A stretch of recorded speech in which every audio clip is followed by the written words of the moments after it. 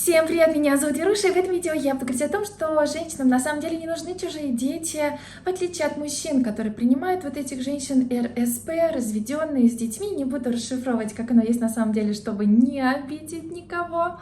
Принимают в силу каких-то моральных уже устоев, скажем так, потому что мужчины в этом отношении более великодушные, более добры, более искренние, и если они любят, то они принимают и чужого ребенка, хотя природа мужская сопротивляется, и не зря, потому что все-таки заложено природой, чтобы вкладывать в свое потомство, чтобы продолжать свой род, а не в чужой репродуктивный успех. Вообще, сегодня скажу, нормально ли это не хотеть чужих детей, и некоторые мужчины встают перед этим выбором. Женщины прекрасно понимают, и они с легкостью отбрасывают то, что им не нужно. У меня на канале есть короткое видео шортс, которое набрало более 200 тысяч просмотров как раз на эту тему.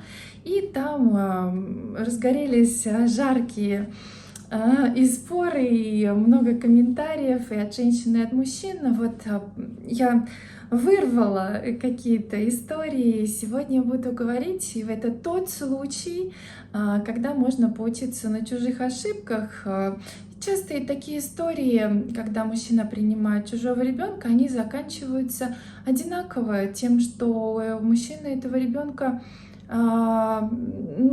либо прекращается вот эта вот возможность общаться с ним, то есть вчера ты еще было доступно общение, а сегодня ты уже оказался не нужен, да? Или часто мужчины сталкиваются с тем, что ты не можешь воспитывать, потому что у него есть на самом деле настоящий отец. Но вкладывать, обувать, кормить и, конечно же, вот все финансирование, да, это вот, пожалуйста, это ты можешь. Ну, вот эти вот какие-то двойные стандарты, да, они, конечно же, очень неприятные и, на мой взгляд, очень нечестные. Поэтому сегодня я буду и примеры приводить, которые расскажут все-таки всю эту обратную сторону. На самом деле, если мужчина свяжется с такой женщиной, ну и скажу сегодня, конечно же, почему женщины на самом деле не хотят чужих детей. Часто это инвестиции в пустоту, это плод чужой любви, а не вашей. Сегодня я еще скажу, почему в сказках есть плохая мальчика, а отчима злого и плохого нету. Американский актер и комик Джордан Бёрнс сказал, что любовь — это как боль в спине. На рентгене не видно, но точно ее почувствуешь. Наверное, он сказал это с юмором, потому что вот отголоски, и мужчины действительно это чувствуют. Зоологи Кембриджского института выяснили, что большое количество самок убивают чужое потомство. И это как раз следствие жесткой конкуренции за ресурсы и территорию. Причем млекопитающие не уничтожали чужих детей в благоприятных условиях. Еще связано с грудным молоком, доминантные особи изгоняли из стаи вот из-за этой конкуренции молодых. Но если мы возьмем прайд, где львы и львицы, там все несколько по-другому. Новый вождь, который в прайде избирают, убивает потомство предшественника. Причем именно детенышей, которые львица кормит молоком. Львица кормит молоком, она не может забеременеть. Поэтому, чтобы было свое потомство, нужно все освободить. При этом львица на это никак не реагирует. Она спокойна, что убивают детенышей. Вот так вот мыслят львы. Вот это некая подсказка. Женщинам задавали вопрос, хотели бы они мужчину с ребенком.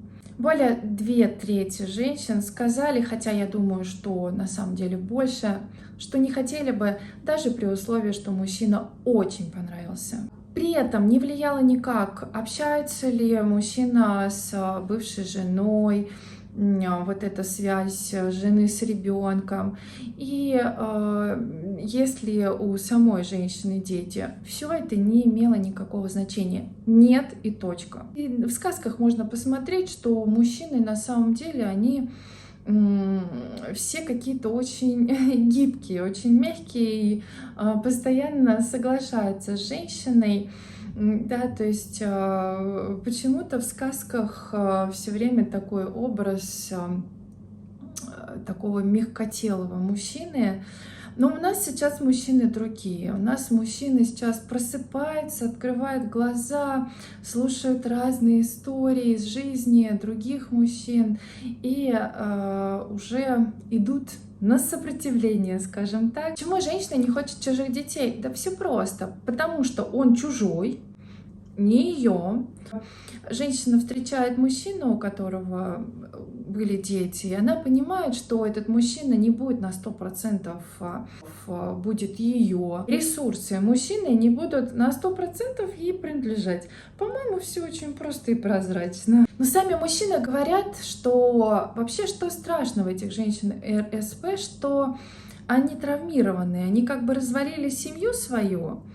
И поэтому у них вот эта вот психотравма есть, и такие женщины, некоторые, ну, не могут они построить другую счастливую семью, если уже нет, кто-то, конечно, учится на чужих ошибках, но тем не менее шанс на то, что женщина снова после всей этой ситуации отряхнется и построит счастливую семью, он, ну, не такой уж и большой, потому что если женщина совершила ошибки, то, возможно, если не было работы над этими ошибками, эти ошибки будут производиться в будущем. Самое страшное в женщинах РСП то, что они не ценят этих мужчин, которые вот ее полюбили, начинают активно вкладываться в ее детей, которые он вообще не знает, будут ли дальше принадлежать ему или нет. То есть это всегда история, что как бы этот ребенок, он всегда чужой. Потом вы расстанетесь и все. Больше этого ребенка можно не видеть, это боль. Это боль мужчин, которые с этим сталкиваются. И для детей это очень неприятно. Такой приходящий, уходящий папа. Мне всегда очень жалко и людей, конечно, и детей. Очень жалко. О них не всегда думают. Дети в этом случае очень-очень тоже страдают. Некоторые мужчины задаются вопросом, а нормально ли это, если я не хочу чужих детей? Конечно, это нормально. На самом деле это абсолютно нормально. Мне кажется, что даже в каком-то случае у кого-то вот иногда просто даже вообще своего ребенка кто-то не хочет, а здесь чужие дети. Я за то, чтобы человек был счастлив. Вот, а как он будет счастлив, он сам решит для себя. Поэтому, мне кажется, в этом случае не надо себя насиловать. В конце концов, нужно помнить о том, что в мире миллиарды людей, миллиарды. И не подходит одна женщина, подойдет другая. Главное не зацикливаться. Ищите то, что вам нужно. Не хотите чужих детей? Не встречайтесь с женщинами, у которых дети. Все просто. Скажите себе, что вы найдете достойную женщину, которая подойдет вам под то, что вы хотите. Еще бывает, путают в роддоме детей, там вообще уже потом не поймешь, твой, не твой был, да? Потом мужчины еще, конечно, говорят о ДНК, о том, что женщины не соглашаются на ДНК. Ведь тоже случаи есть, когда женщина скрывала, на самом деле ребенок не его. Но это тоже все с последствиями, это все довольно страшно заканчивается, потому что могут быть и у ребенка патологии. Никому не желаю этого, ни в коем случае, но все-таки за поступки нужно отвечать, поэтому ни в коем случае женщине нельзя такими вещами обманывать, брать на себя такое, потому что в ответе может быть и она потом за это, и потом еще и ребенок за вот такие вот ошибки своей мамы. Ну, разберу случай. Вот мужчина принял женщину с 2 детьми, поверил в то, что все ситуации, которые были, это его не коснется. Но нет, коснулось, к сожалению. Он встречался, любил эту женщину, они жили вместе. Но в определенный момент он просто понял, что она его использует, что она не нужна на стороне у него. Есть у нее также мужчина, она его обманывала. И все подружайки, скажем так, подружки, лягушки говорили о том, что посмотри, какой у тебя ненастоящий мужчина. Он не хочет терпеть унижение, да, это со стороны мужчины. Он не хочет терпеть измены, вот так вот в конце обозвали его ненастоящим мужчиной. То есть это тот случай, когда абсолютно, причем мужчина вкладывался в эту во всю историю, абсолютно это случай показывает, что женщина не ценит такого мужчину. Бывают случаи, что женщина какое-то время ищет мужчину, потом возвращается к бывшему. Соответственно, все вот это вот воспитание, общение с ребенком можно просто сразу выкинуть в мусорку, да, аннулировать. Потом просто грустно осознавать, что ты остался ни с чем абсолютно. Причем вот эти женщины РСП, они ведь часто на самом деле, я даже на женских форумах, по секрету вам скажу, читала. Они так и говорят, что они ищут мужчину, который будет помогать с ребенком. Там нету романтики, там нету таких вот, знаете, желаний, чтобы встретить, полюбить. Ну, расчетливым, это больше расчетливый, да, немножко не к любви относящийся. То есть мне надо вот это выполнить, я это сделаю. И мужчины просто оказываются выброшены за бортом, скажем так, просто опрокинуты этими женщинами, воспользовались ресурсами, и в том числе временем, а время — это самое дорогое в нашей жизни, которое нужно ценить, оно не возвращается. Большое количество мужчин все-таки хотели бы воспитывать своего ребенка, это абсолютно нормально.